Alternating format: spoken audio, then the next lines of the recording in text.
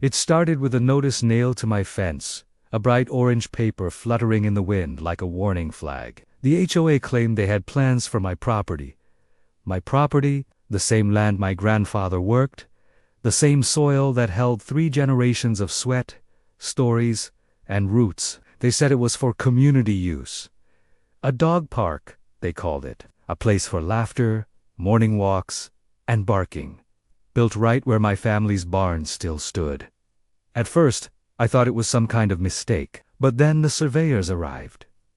Trucks rolled in, lines were drawn, and suddenly, my boundaries, both physical and emotional, were being erased, inch by inch. Neighbors whispered that I should just let it go, that you don't fight the HOA and win. But as I watched them stake their flags through my fields, something inside me snapped. They wanted to take my land, so I decided to take everything around it. The board thought they had power. They thought they could push me out with paperwork and meetings. But when the entrances to their precious development started closing one by one, they finally realized I wasn't fighting for revenge. I was fighting for legacy. And when the last gate locked, the silence in that neighborhood said everything. Because sometimes, the land remembers who it belongs to. For most of my life, the farm had been my anchor, a quiet stretch of rolling fields, framed by oak trees and time itself. Mornings began with the sound of the wind combing through the grass, the steady hum of cicadas in the summer, and the soft rhythm of boots against dirt. There was a peace to it, an unspoken rhythm that you could only understand if you lived in one place long enough to know how the air feels before rain, or how the soil cracks before harvest. My grandfather built the barn with his bare hands in the late 60s, back when the town was just dirt roads and whispers. He said land was the one thing you could never truly replace. When he passed, that belief became mine. I took care of the place the best I could, patched fences, repaired roofs, kept the fields trimmed even when it felt like no one else noticed. The town grew over the years. First came the paved roads, then the mailboxes lined in perfect symmetry, and finally, the signs Maple Grove Estates, a deed-restricted community. I never wanted to be part of it, but development has a way of creeping in quietly, like ivy. The HOA came next, calling itself a collective effort to preserve community standards. That was their phrase. It sounded harmless at first. I wasn't technically part of their subdivision. My property was older, original, but I lived close enough that they often forgot the difference. At first, it was small things. Flyers left on my porch about community cleanups. Invitations to board meetings I didn't attend. Friendly reminders about property appearance and aesthetic alignment. I ignored them. I had my own rules, written not on paper but in the grain of the wood and the dust of the land.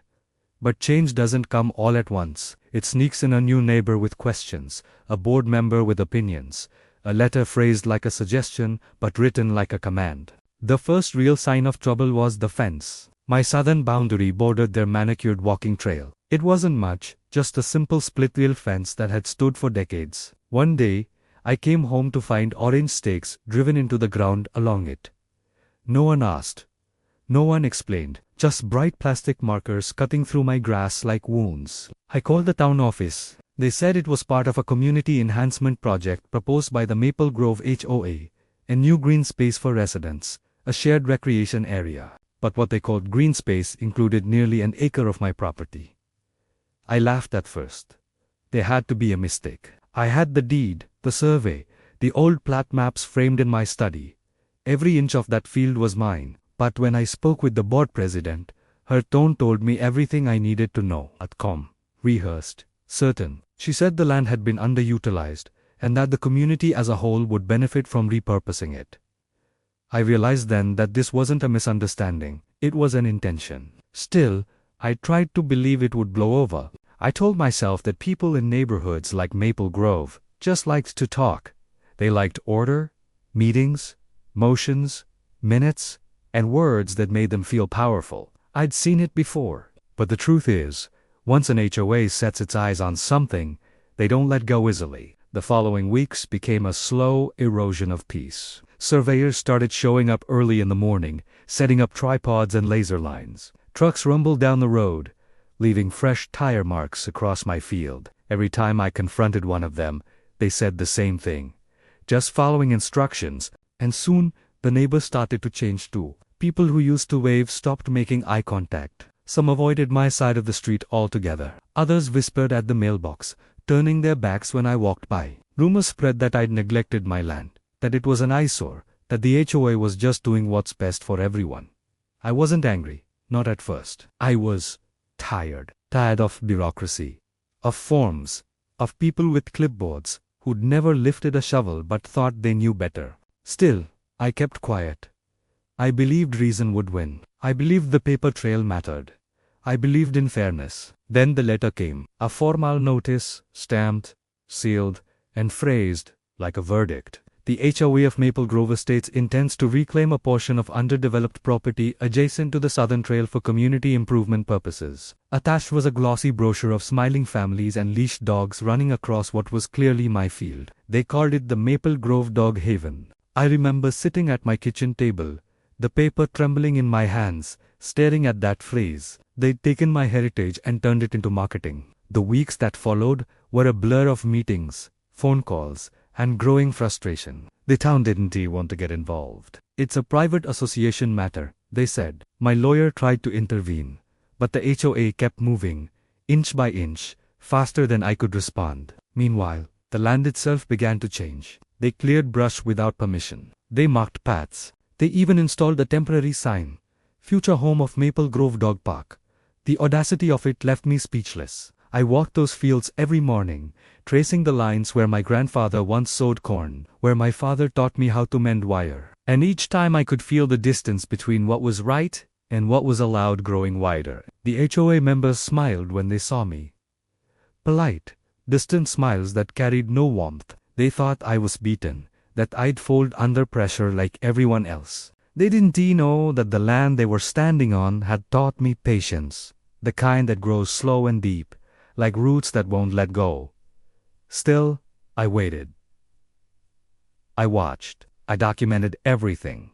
Every post driven, every letter received, every quiet intrusion into what was mine. And while they pushed harder, they never realized I was already planning something they couldn't see. There's a strange stillness before a storm, a moment when the wind shifts and the world feels off balance. I started feeling it every evening.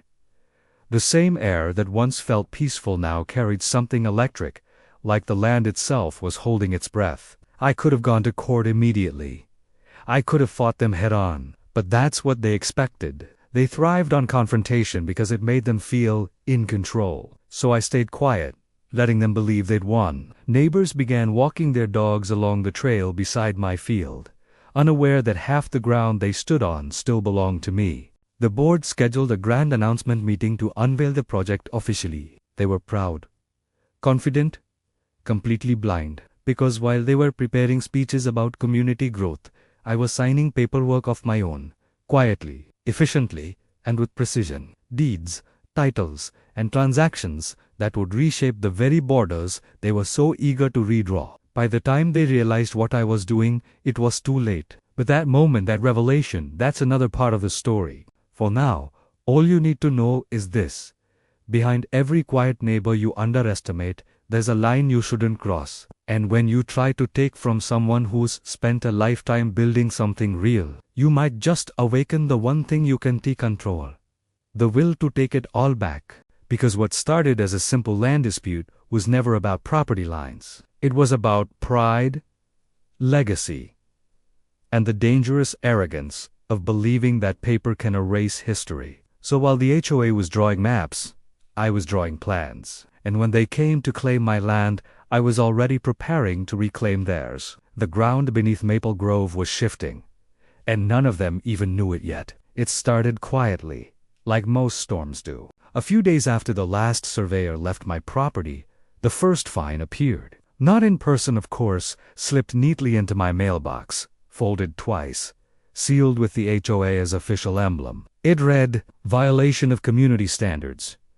Property appearance inconsistent with neighborhood guidelines." I read it 3 times, trying to find the logic. My property wasn't even part of Maple Grove's HOA, but they'd written it as though they owned jurisdiction over my land. The wording was careful, manipulative. They knew exactly what they were doing. It wasn't about cleanliness. It was about control. By the end of the week, 2 more letters arrived. One cited unauthorized fencing. Another mentioned unapproved exterior structures, visible from the common path.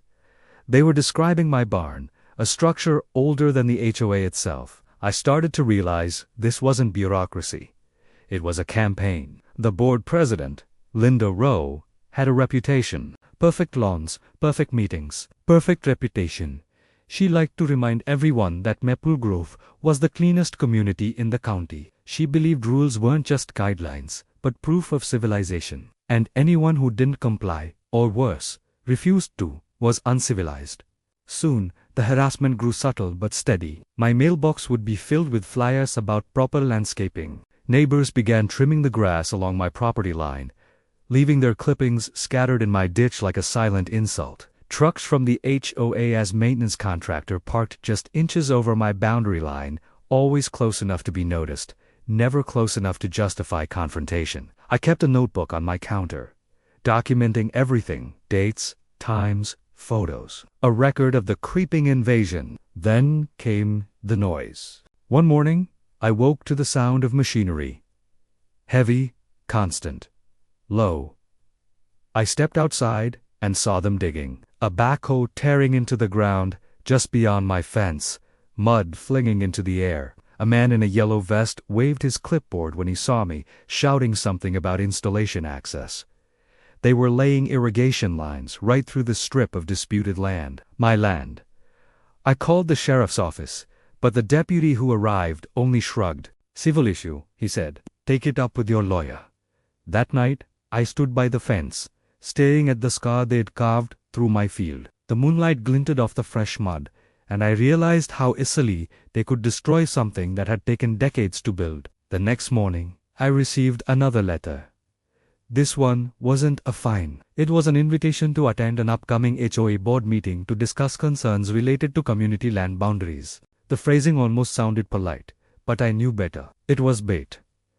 I went anyway. The meeting was held in their pristine clubhouse, a sterile room that smelled like new carpet and authority. Dozens of residents filled the seats, their expressions a mix of curiosity and discomfort. Linda sat at the head of the table, posture perfect, smile sharp. When it was my turn to speak, I stood and simply said, "You're building on my land." The silence that followed was deliberate. Linda leaned forward, clasping her hands. "There seems to be a misunderstanding," she said smoothly. "The area in question is designated for community use according to updated maps approved last quarter." "Updated by who?" I asked. "The board," she replied. A few people nodded, others looked away. That's when I understood. It wasn't just her. It was the system she'd built, one of quiet fear and compliance.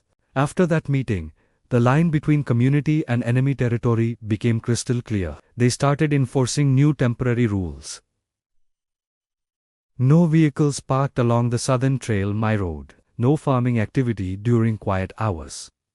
Mandatory beautification days where volunteers conveniently cleaned up along my fence line, removing tools, buckets, and anything they deemed unsightly. One afternoon, I returned home to find my barn doors unlatched. Inside, a small inspection notice was nailed to a beam, structure not compliant with community standards. I stood there in disbelief. They'd trespassed, entered my barn, just to tag it. That's when frustration began to turn into something colder, something sharper. They wanted me exhausted, frustrated, reactionary. Instead, I became patient. I spent nights at my kitchen table with maps spread across it. Old survey maps, county plats, and recent property transactions. And that when I noticed something, most of them had auntie. Maple Grove's own expansion had been sloppy. Their community entrances were built across multiple small parcels that had been acquired piecemeal, leaving narrow access easements that technically weren't owned by the HOA, but leased from nearby landholders. Including me. One of their key access roads, the one connecting the entire south side to the highway, crossed a sliver of my grandfather's land. Just 50 feet wide, maybe 100 long, but legally, it was mine. I didn't move immediately. I waited. Because when people like Linda believe they've won, they get careless. The following month, the HOA unveiled the Dog Haven project with a glossy press release. They even hosted a groundbreaking event with balloons and cameras. My field, my land became a backdrop for their celebration. Residents cheered, children ran through the grass, and Linda gave a speech about the importance of community cooperation. I stood at the edge of the crowd, silent. No one met my eyes. That night, I began making calls, not to lawyers this time, to agents, brokers, and owners of the small, overlooked parcels surrounding Maple Grove. Some were old farmland, some were forest lots, others abandoned by developers who never followed through. Within weeks, I'd quietly acquired several, nothing dramatic, just paperwork. Meanwhile, the HOA's harassment continued. They fined me for unmowed vegetation, sent warnings about unsafe structures, and even placed reflective markers along my driveway, claiming it was for safety.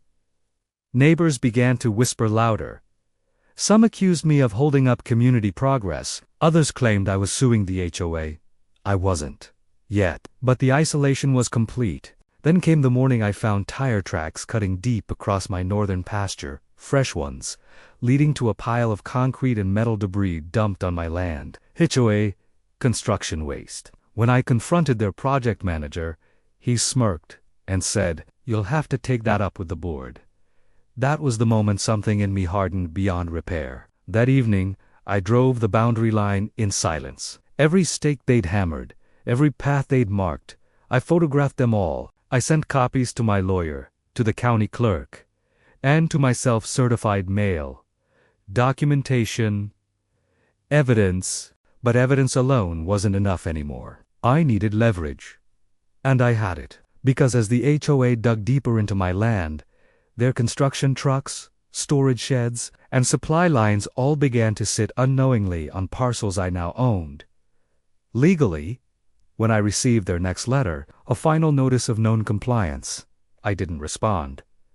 I let them dig. I let them build. I let them sign contracts and spend thousands improving land they thought belonged to them. And then, I filed the paperwork. It wasn't a lawsuit. Not yet. It was a set of property restriction filings and access revocations submitted to the county recorder. Within days, the HOA received formal notices. Certain roads and access paths they'd used for years were now closed. They were livid. I heard about the chaos, second-hand emergency meetings, angry residents, confusion over property rights. Linda tried to paint me as the villain, but the problem was simple. They rebuilt their playground on ground they didn't own. Still, they pushed forward, trying to intimidate me through pressure and public opinion. Flyers appeared on doors, calling me uncooperative. Someone left a dead patch of grass burned into my front lawn, shaped like an X, but fear wasn't part of me anymore. By the third month, their project was delayed, their funds drained, and their patience snapping, and I hadn't lifted a finger in public. I watched from my porch as their trucks idled outside the blocked road, engines growling, unable to reach their construction site. Linda showed up that day, stepping out in her polished heels, clipboard in hand, staring at the padlocked gate with disbelief. For the first time, her smile was gone. That's when she realized this wasn't about rebellion. It was about reclamation. But even then, she didn't back down. She called a special board session, declared a legal review of property disputes, and threatened counteraction. It was exactly what I wanted, because the deeper they went into paperwork and process, the more evidence they left behind, and the closer they came to realizing how completely the ground beneath them had shifted. The board still thought they were in control. They didn't know that every path into their development now ran through me. And soon, I was going to show them. The days that followed were oddly quiet. Too quiet. For weeks, I'd grown used to the noise of construction, the grind of engines, and the endless parade of trucks crawling up and down the road. Then suddenly, it all stopped. The air fell still again, almost peaceful. But it wasn't peace. It was the pause before impact. The HOA board had gone silent, but I could sense the pressure building behind their polished smiles. They weren't done, not by a long shot. Then, one morning, a certified letter arrived, heavier than usual, stapled, sealed, official. Inside was a formal notice of pending action from the Maple Grove HOA, claiming damages, obstruction of community property, and interference with development. They wanted compensation. They wanted control. They wanted me to kneel. The absurdity of it nearly made me laugh. They'd built on land they didn't own, and now they were accusing me of trespassing. But buried deep in that stack of papers was something far more revealing. An exhibit attached to the complaint, showing their updated community map. And there it was, in black and white. My land, labeled as Phase 2 expansion area. They hadn't just taken my property.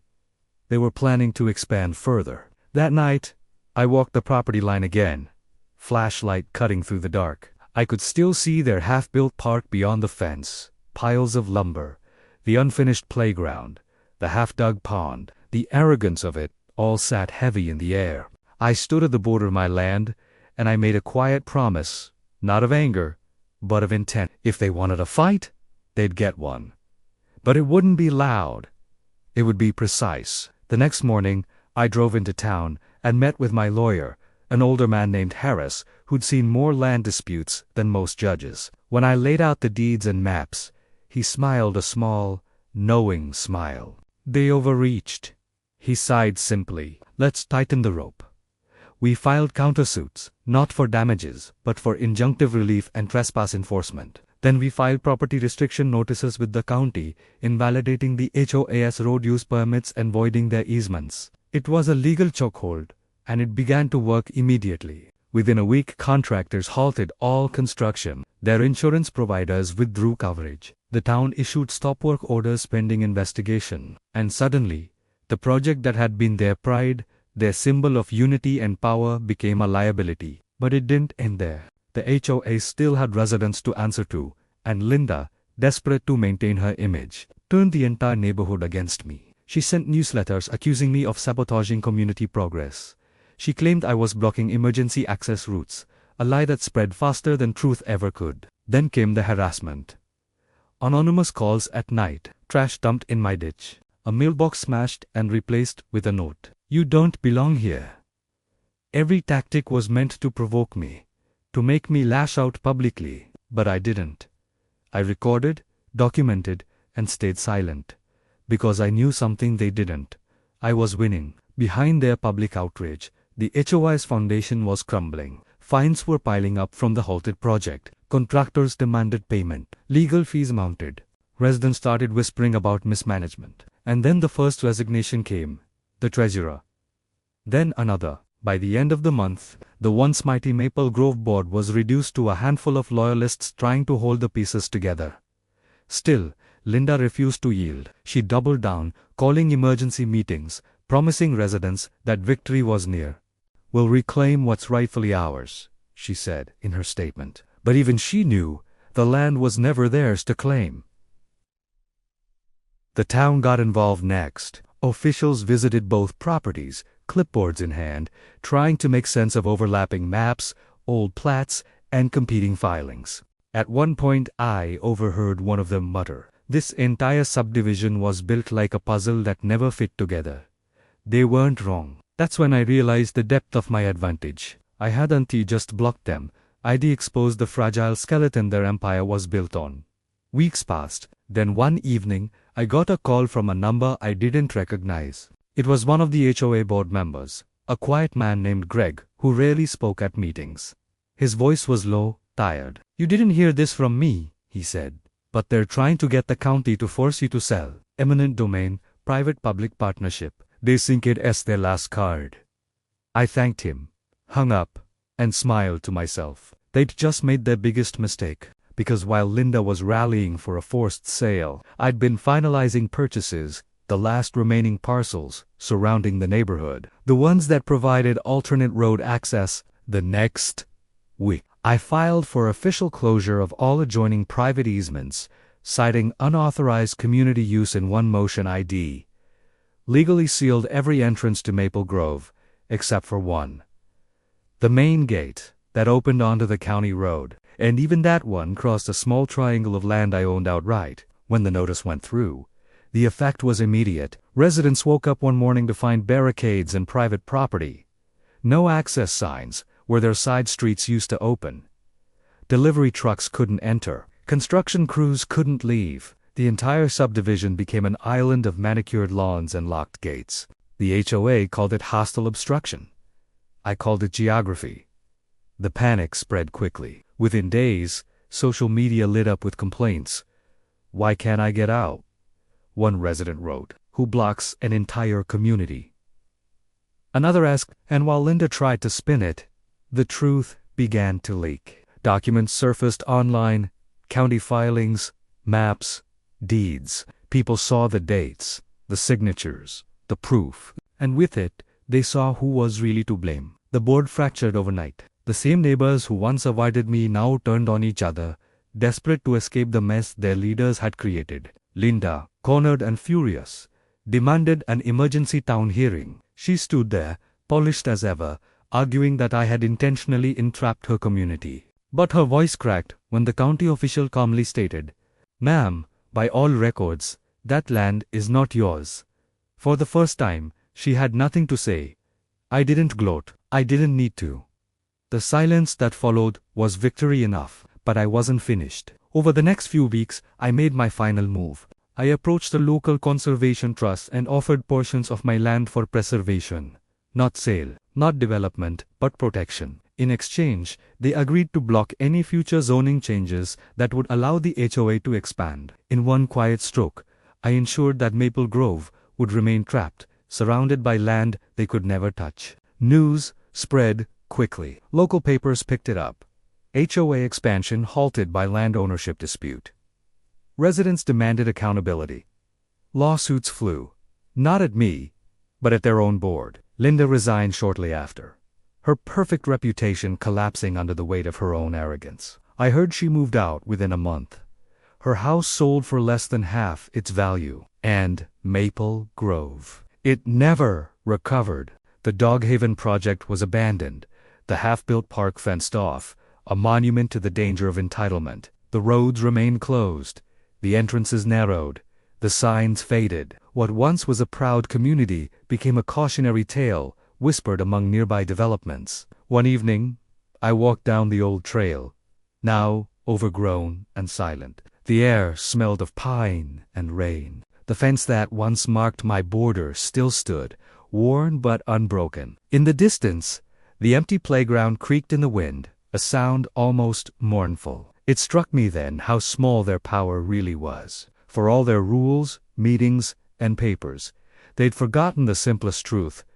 Land remembers its owners. As I reached the gate, I placed my hand on the wood, feeling the cold grain beneath my fingers. This place, my grandfather's land, my family's legacy, had survived everything they tried to erase. They wanted to build a park here.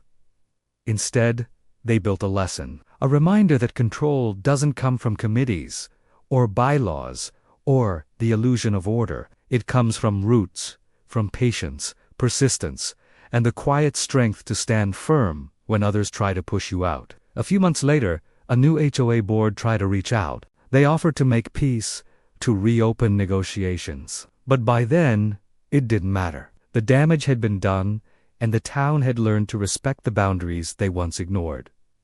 Sometimes, revenge doesn't roar. It echoes through silence, through consequence, through the sight of locked gates and empty lots where arrogance used to stand. And as I looked across those empty fields, I realized I hadn't just won a dispute.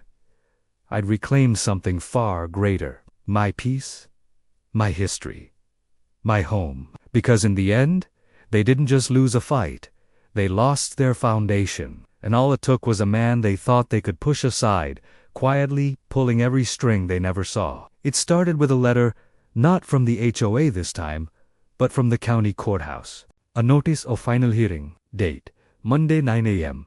Case title, Maple Grove Homeowners Association vs. James Warren. Subject, trespass, obstruction, and civil interference.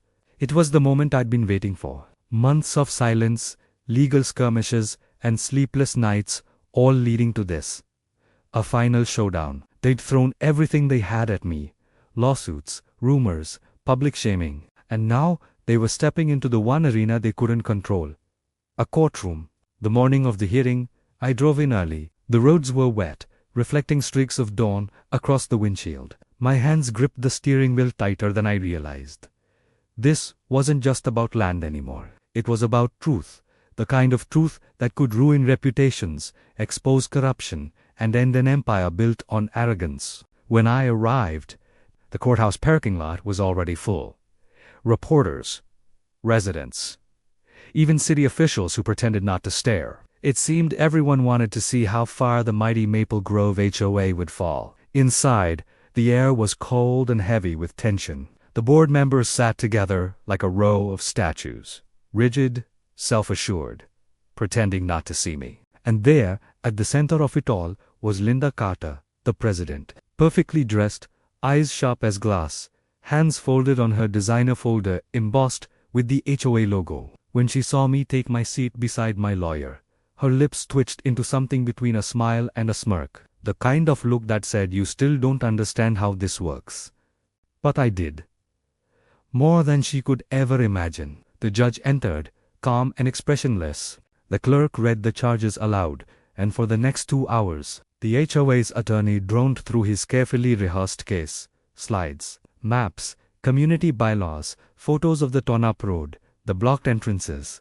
Every word dripped with moral superiority. The defendant has repeatedly obstructed community operations. His actions have endangered residents and first responders alike. He has shown a reckless disregard for public safety. They painted me as the villain, a stubborn landowner who hated his neighbors. Linda sat back, chin high, basking in the performance like a queen watching her servants perform a play she wrote. But every story has two sides, and mine hadn't begun yet.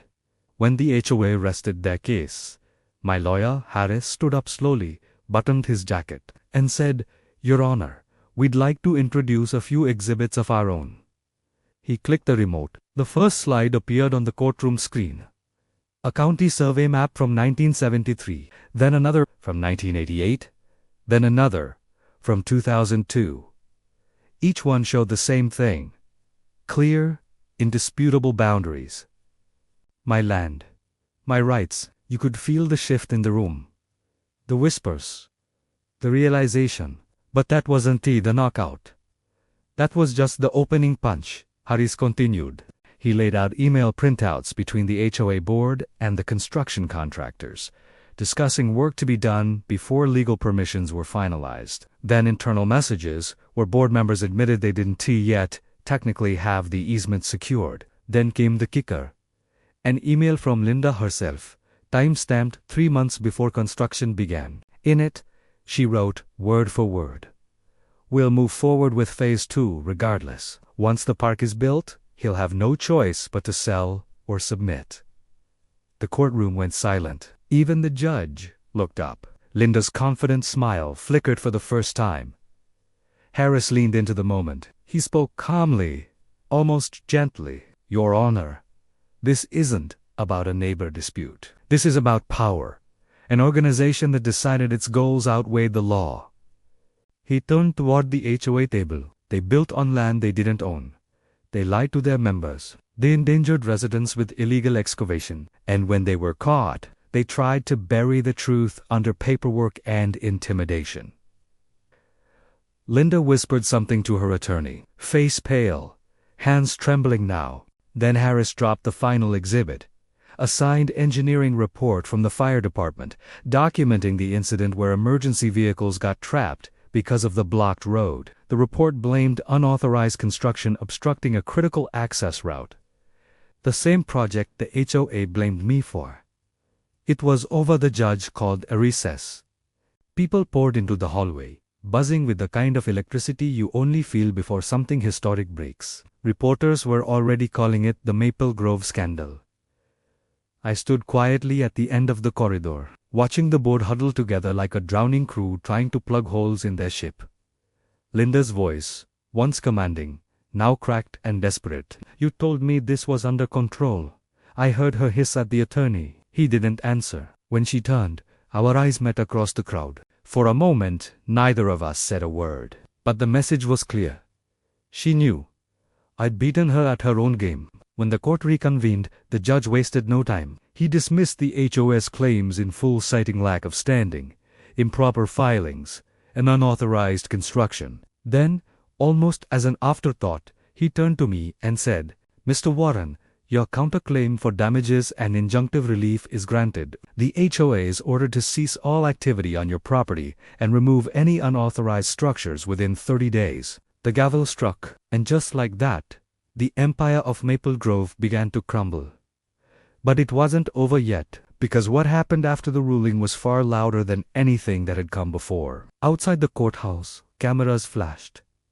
Reporters shouted questions. "Mr. Warren, how does it feel to win? Do you think the HOA will recover?" I didn't answer. I didn't need to. But across the parking lot, Linda was swarmed too, except her questions were very different. Did you authorize illegal construction? Were HOA funds misused? Did you knowingly endanger residents? She tried to push through the crowd, but the cameras followed, relentless. And then someone shouted the words that cut through all the noise. "Is it true you falsified signatures on the permit application?" Her face froze. She didn't respond. That silence told everyone more than words ever could. By the time I drove home that evening, my phone was already lighting up. Neighbors who once ignored me were calling, texting, apologizing. Some were furious, not at me, but at the board they'd trusted. Others wanted to know if they could help make things right. But the truth was, things were already right. For the first time in a year, I slept without that knot of dread in my chest. Still, victory came with an unexpected weight. Because once you tear down a system built on control, you have to face what SL left behind the following week. Chaos erupted inside Maple Grove. Board meetings turned into shouting matches. Members demanded resignations. Contractors filed liens. And then, the real bombshell dropped. The HOA's own accountant leaked financial statements showing tens of thousands of dollars in unauthorized spending. It wasn't just corruption. It was theft. The same people who fine residents for painting their fences the wrong shade of white had been funneling dues into personal accounts. When that story hit the local paper, the HOA wasn't just unpopular, it was radioactive. The county launched a full audit. Residents started filing private lawsuits. One by one, the remaining board members quit. And at the center of it all, Linda. The woman who had built her identity on control, perfection, and power. I heard she tried to resign quietly, to fade into the background before things got worse. But the residents wouldn't allow it. They demanded a public meeting, one final gathering, to address accountability. And for reasons I still don't fully understand, they invited me to attend. At first, I wasn't sure I wanted to go, but something in me needed to see it to close the circle. So, I went. The meeting was held in the community center, the same place where, a year earlier, I'd been shouted down for trying to defend my own property. Now, the tables had turned. The room was full. Residents, news cameras, even a few town officials in the back. Silent observers. Linda stood at the front, notes trembling in her hand. Her voice was still strong, but the confidence was gone. Every sentence she read sounded rehearsed, hollow, forced. "I want to express my deep regret for any misunderstandings," she began. "Our only goal was to improve the community, and unfortunately, mistakes were made." The murmurs started immediately. Misunderstandings. Someone muttered, "You lied to us," another said. Linda tried to hold her ground. All actions were taken in good faith. That is, when a resident stood up, a man in his 50s, one of the longest homeowners in Maple Grove. He held up a printed bank statement. "This is my money," he said, voice shaking. "You used our dues to fund a project on land that wasn't even ours." The room erupted. People shouted, demanded answers, waved papers in the air. The board members, cornered, tried to quiet the storm. But it was too late. It wasn't a meeting anymore. It was a reckoning. Linda slammed her folder shut and tried to walk out. But before she reached the door, another resident blocked her path. A woman holding a phone. "Don't you want to see the fire report?" she asked. She hit play. The recording played out loud for everyone to hear. The panicked radio chatter of firefighters trapped by the blocked access road. The chaos caused by the illegal construction. It ended with the commanding officer saying, "Whoever approved this site plan is responsible for this mess." Linda froze in the doorway. Everyone was staring. Every lie, every manipulation, every ounce of arrogance she'd built her power on, it all collapsed right there, in front of the people she'd once ruled. And for the first time, I saw fear in her eyes. She didn't say another word. She just left, pushed through the crowd, out into the night, past the flashing lights of reporters waiting outside. And just like that, the reign of Maple Grove's iron-fisted HOA president was over. The room fell into a strange silence. No one cheered. No one celebrated. It was like watching the end of a storm that had lasted too long. Everyone too exhausted to feel relief. Then, slowly, people started turning toward me. Some nodded. Some whispered, "Thank you." And in that moment, I realized it wasn't just about winning. It was about reclaiming something that had been stolen from all of us. Peace, respect, and the right to live without fear. The next morning, I drove through Maple Grove for the first time in months. The streets were quiet. The half-built park was gone, demolished overnight by order of the county. The fences were being repaired. The signs repainted. And where there had once been arrogance and control, there was something new: humility. People waved as I passed. Not everyone, but enough. At the edge of the neighborhood, I slowed down, looking toward the land that had started it all. The soil was still scarred, but healing, grass sprouting where trenches once cut deep. It felt right.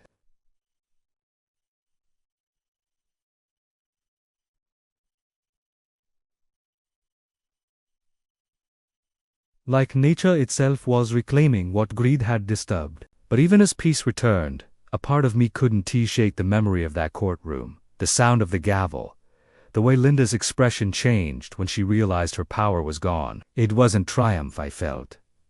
It was closure, cold, quiet, and absolute. Because some battles aren't won with fists or rage, they're won with patience, evidence, and the unshakable belief that truth, no matter how buried, will surface. That's what broke them. Not me. Not revenge. Truth. Months later, the headlines faded. The HOA dissolved. A new association formed, smaller, transparent, cautious. And one afternoon, I got a letter unsigned, no return address. Inside, a single sentence, written in elegant cursive. "You were right. I was wrong." I read it twice. Then, without a word, I burned it in the fireplace. Some things don't need closure written on paper. That night, as the last embers faded, I stepped outside. The air was still. The moonlight touched the fields that once divided us, now whole again. It was quiet, beautifully, impossibly quiet. And for the first time since the fight began, I realized something I hadn't before. It was never about winning. It was about ending it. Because in the end, power built on fear always collapses. And the truth, no matter how long it takes, always finds its way home. Fade to black. After Linda's resignation and the dissolution of the Maple Grove HOA, the neighborhood looked like a battlefield after the smoke cleared. The signs of their control were still everywhere. Faded approved color notices pinned to fences. Remnants of construction debris piled beside cracked sidewalks, and bulletin boards filled with outdated meeting flyers that no one dared remove. For months, no one knew what to do next. Without the HOA, there was no structure, no rules, no fines. No one to tell you that your grass was too tall or your mailbox too faded. At first, that freedom felt strange, almost uncomfortable. Some neighbors still checked their mailboxes, expecting violation letters that would never come. Others left their Christmas lights up well into spring, as if testing whether anyone would stop them. It was quiet, but uneasy, like the air right after a storm, still heavy with the memory of thunder. For me, though, that silence was something else entirely.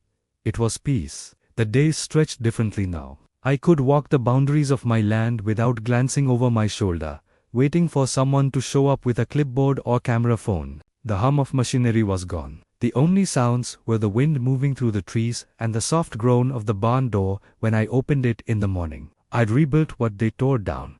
Not perfectly, not yet, but enough to make it mine again. The land was scarred, yes, but every scar told a story, and every story had an ending. One morning I noticed something strange at the edge of the property line, a small wooden stake with a red ribbon tied around it. For a second, my chest tightened. The memories came flooding back.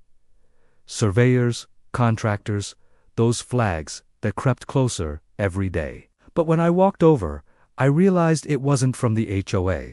It was from the county's rezoning office. Final documentation confirming my boundary rights, updated after the court ruling. A new map, a new beginning. That single piece of wood, standing in the dirt, felt more powerful than any fence I could build. Life in Maple Grove slowly began to shift. Without the HOA's constant surveillance, people started talking again, not in whispers, but in conversations that felt human. The fences that once divided neighbors became places to lean on and chat. Children played in yards that had once been non-compliant. It was as if the entire neighborhood exhaled at once, after holding its breath for years. And then, something unexpected happened. The residents, the same ones who once voted to enforce Linda's rules, began organizing meetings again. Not out of control, but out of understanding. They called it the Neighborhood Renewal Committee, but it wasn't about power, it was about rebuilding trust. They asked me to join. I hesitated at first. After everything, I wasn't sure if I wanted to be part of another board. But this one felt different.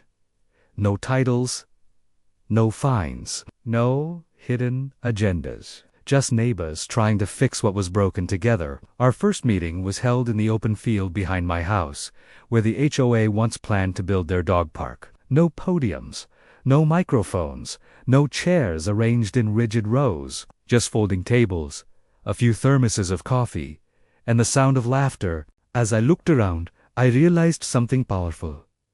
People weren't talking about bylaws or landscaping this time. They were talking about memories, about what it used to mean to live here before control took over. Mrs. Langley, who once filed complaints about unauthorized lawn ornaments, now brought homemade muffins for everyone. The Petersons, who used to glare every time I parked my truck outside, volunteered to plant trees along the road. It wasn't perfect, but it was progress. And somewhere in that small act of rebuilding, I found forgiveness, not for what they did, but for what we all allowed to happen. Because control doesn't just appear overnight. It grows quietly, one small rule at a time, one compromise after another, until people forget they ever had a choice. Maple Grove forgot, but now they were remembering. A few weeks later, the county posted a notice on the community board, public auction sale, of remaining parcels formerly registered to Maple Grove HOA. That caught my attention. The same land they once tried to take from me. The easements, the entry paths, the narrow stretches between lots was now up for sale. Most people ignored it. To them, it was just forgotten property. To me, it was opportunity. I placed a bid, not high enough to raise suspicion, just enough to secure what I needed. 2 weeks later, it was official. Every entrance road, every connecting strip that bordered my land, now legally belonged to me. It wasn't revenge. Not anymore. It was closure in its purest form, to own the very ground they once claimed as their weapon. The first thing I did wasn't to block it off or fence it in. I simply planted signs at each entry. Private property access by permission only. Nothing harsh, nothing vengeful. Just a reminder that control, when misused, comes with consequences. Over time, people learned to ask. And when they did, I always said yes. Because sometimes, power isn't about saying no, it's about showing that you could, but choose not to. As the seasons changed, the neighborhood began to look different. The sterile perfection that once defined Maple Grove gave way to something real.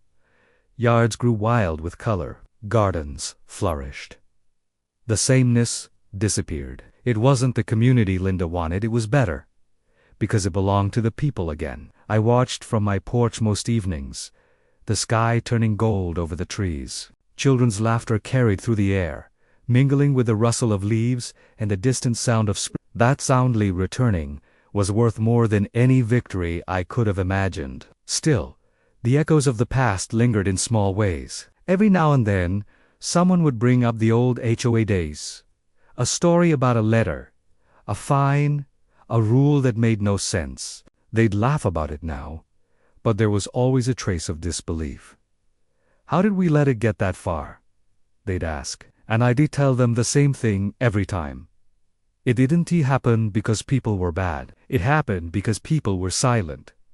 That line always landed hard. Because silence is what gave power its roots, and speaking up, finally, is what tore it out. One evening, as summer faded into fall, I received a call from the county office. A developer had inquired about purchasing the old HOA lots, planning to turn them into a new cul-de-sac with rental units.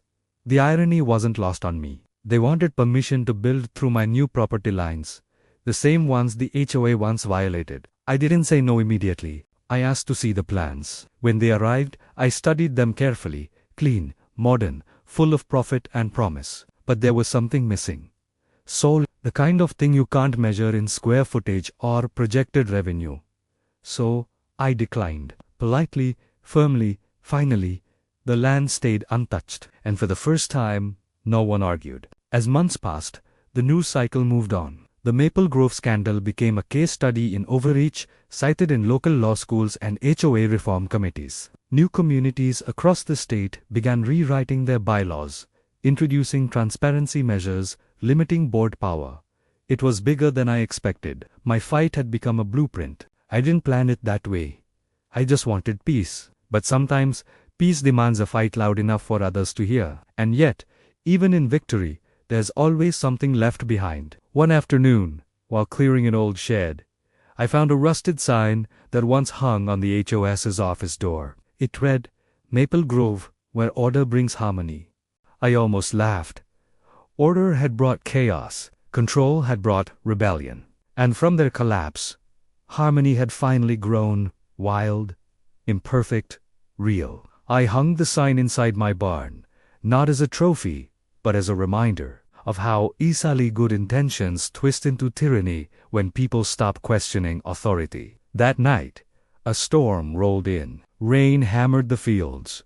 Lightning split the horizon. And as thunder shook the ground, I stood on my porch, watching water rush down the same paths that once carried construction trucks and survey flags. It was cleansing, the kind of storm that strips everything bare and leaves only truth behind. When it passed, the air smelled like new beginnings. And in the quiet that followed, I realized something simple, almost beautiful.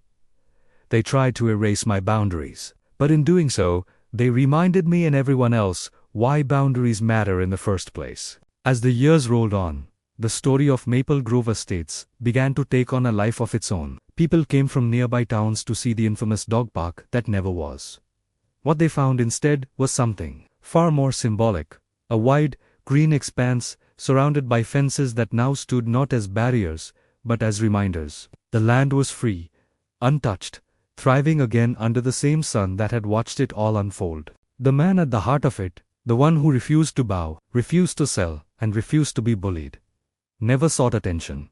He didn't give interviews or brag about the outcome. His revenge was quiet, methodical, and complete. He didn't just win the battle. He reclaimed his dignity, his peace, and something even rarer, the respect of those who once stood against him. Some of the very neighbors who'd once whispered about him at HOA meetings now stopped by his farm stand on weekends. They bought his produce, shared kind words, even apologized, not always directly, but through gestures. A fresh pie left on his porch, a handwritten note thanking him for standing up when no one else could. Small things that carried more weight than any fine or legal victory ever could. But the biggest transformation wasn't in the people, it was in the place itself. Maple Grove, once a symbol of conformity and control, had become something freer. Without the HOA's iron grip, residents started taking pride in their homes in their own ways. Lawns grew wilder, porches filled with personality, gardens bloomed without the fear of a citation. The same street that once demanded sameness now celebrated difference. And though the old board members tried here and there to resurrect their authority, it never worked. Every time a new committee was proposed, every time someone mentioned order or structure, the community would quietly shake their heads. They'd seen what that kind of order led to. They'd lived through the price of perfection. Meanwhile, the man whose land they once tried to claim for a dog park expanded his reach beyond what any of them imagined. With the revenue from the land he'd secured and leased strategically, he started a cooperative, a local agricultural network, where smaller farmers, gardeners, and families could sell directly to the town's markets. What began as one man's act of defiance turned into a movement that quietly reshaped the local economy. It wasn't loud, it wasn't flashy, but it was lasting. And with every harvest, every growing season, every passing year, the land itself seemed to whisper a story about resilience, about boundaries, and about what happens when power meets principle. He never gloated, he simply lived. And perhaps that was the greatest revenge of all. Years later, when a documentary crew visited the area, drawn by the viral retelling of the HOA that lost to its own arrogance, they found him exactly where the story began. Walking the fields, checking the soil, greeting the workers with a quiet nod. When they asked him what he'd learned from it all, he paused for a long time before answering. He said, "Power only works when people let it. I stopped letting it." That was it. That was his whole philosophy distilled into a single, unwavering truth. The documentary aired, it spread fast. People saw not just a story about land, but a story about resistance, about what it means to draw a line and hold it, no matter how much pressure builds on the other side. Viewers wrote in from across the country.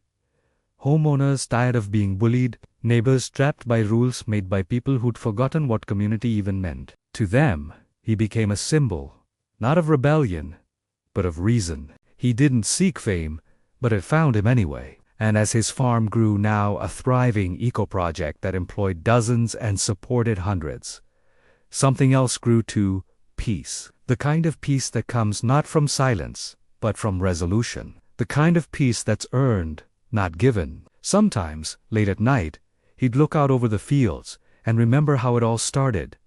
The letters, the threats, the meetings, the laughter when they thought they had him cornered. He didn't feel bitterness anymore, just a quiet kind of gratitude, because in fighting to keep his land, he found something deeper: himself. The HOA board members had all gone their separate ways.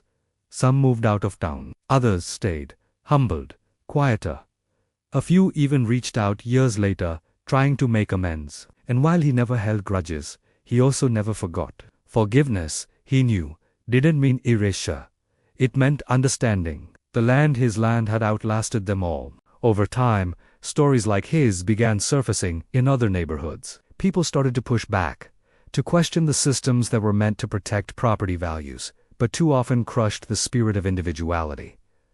Homeowners stood taller. Neighbors talked more. The word community started to mean something again. And though he never claimed credit, the spark had started right there, on that disputed stretch of farm soil, under the same fence where they once hung their future dog park sign. When the town eventually renamed the area, they called it Freedom Ridge, not for patriotism, but for the freedom of one man who refused to be controlled. Today, children play where the HOA once tried to build their monument to authority. The air smells of earth and hay instead of bureaucracy. The sound of laughter replaces the sound of meetings. And if you listen closely, you can almost hear it.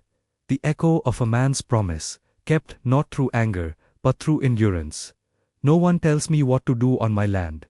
That line, simple as it was, carried more truth than any bylaw or board rule could ever hold. Because in the end, this wasn't just about one farm or one HOA.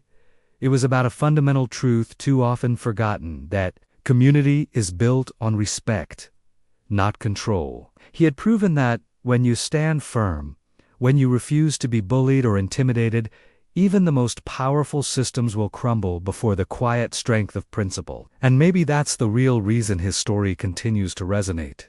Because it is not just about property lines or fines or fences, it is about freedom, the kind of freedom that's hard-won and deeply personal. As the camera panned out during the final shot of the documentary, the scene was almost poetic. The once contentious land stretched out beneath a golden sunset. The fences now open gates, the fields full of color and life. No more threats, no more letters, no more control, just peace and the knowledge that one man's stand can change far more than a neighborhood. It can change how people see power itself. And, as his story fades into legend, the final question remains, one that every viewer, every homeowner, every person who has ever felt powerless must eventually ask themselves: When they come for what is yours, will you stand your ground?